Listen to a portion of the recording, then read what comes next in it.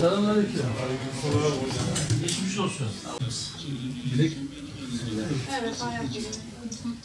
Allah selamet versin. Evet, geçmiş olsun.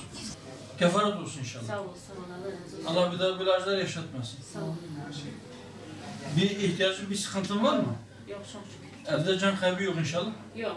Elhamdülillah. Bir tane var, kaynım. Var mı? Kaynım, he. Allah rahmet eylesin. Allah sabırlar versin.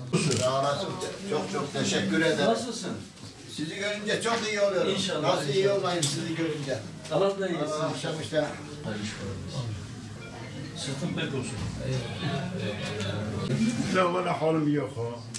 7 çocuğum gitti ha, 7 çocuğum. Ben Adıyaman'da geliyorum. Allah sen olsun ha. Hazreti Peygamber sallallahu aleyhi ve sellem'in müjdesiyle inşallah bir yıkıntı altında kalan onlar da şehit hükmünde. İnşallah, onu biliyoruz. Allah onları size şefaatçi etsin. Güzel bir sabır gösterin inşallah. Allah Neticeden sen nefesler saygıdır. Allah razı olsun sizde. Hepimiz gideceğiz.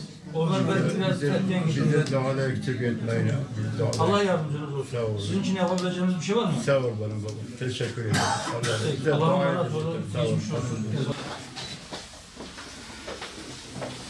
Belediye ismimizi yazıldı. Kaldırıklarımızı. Uzundu, bu çok uzundu. Çok uzundu gerçekten. Yani Erzincan'ı yaşadım. Şöyle, şimdi zaten devlet hafif